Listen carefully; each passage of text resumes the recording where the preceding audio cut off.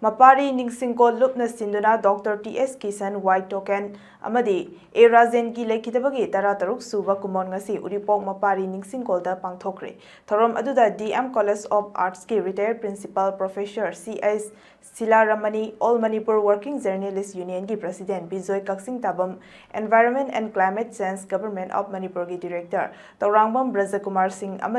Ningsingkol lup ki president Soram Tikendrajit Singh na athoiba mithunglen oina saruyaki thorom asiga mari leinana Mapari Ningsingkol lup ki secretary Y Kaporna Fungdorakpada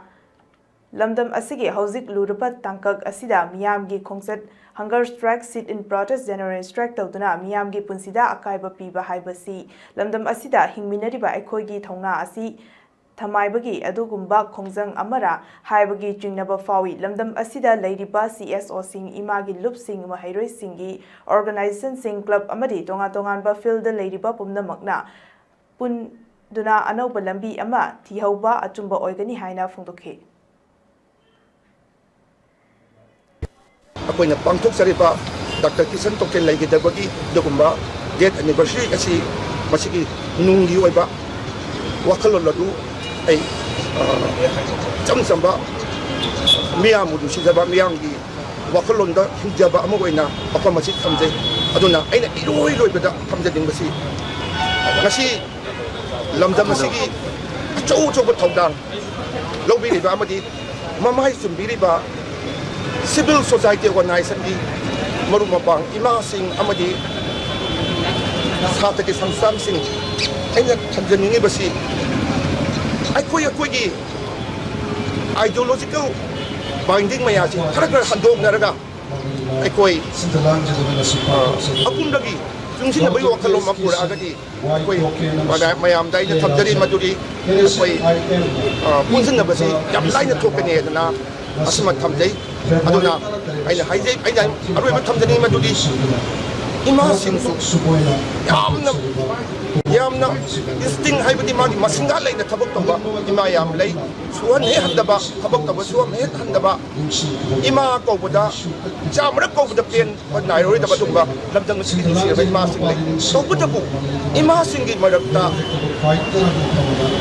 he masagi pangat uthok mama yor pasga manil na kizaba phawi marmaduna aina roi da thamjani badi mayam koi punsan indasi punsan manatana punsan na banatana to pon labi ni panin magi honesty magi sincerity aduna maram oidana magi hawai sina sacrifice to pibai jari alagi sanse aingon dadi magi sincerity magi honesty do adu sacrifice to gibini haitar aduna akoina ma leitabagi ningjing base masida akoigi honesty gi symbol loina sincerity gi symbol loina ningsing gani mana chumba tawrambagi afaba tawrambagi damakta magi balidan katkibani haitar anda aikoi laibak pabani mana sumaina balidan tawgunun kibes last moment power mana asumbagi damakta chil sing tawon tawgi damakta lep kibes masi yamna arangba jik matamda india di bureaucracy sina yam satina hatrawa mata India ki bureaucracy se all over the world India fails because of its bureaucracy. India ki failure se magi bureaucracy sina neba. Bureaucracy se India da kanana hogo umi British na hogo umi. Adu da Britain da di sigi bureaucracy se laitre. Master of bureaucracy se Britain da di adu ki bureaucracy se laitre. India da di yamna hangoi ni ngai reba adu ma makal di bureaucracy na isan ge hawai mangan ki bani haitar. Asigumba sa khaba ramti khaba achoba force amagi damakta madugi mayok tamana leikibase masi achoba hero amane na ai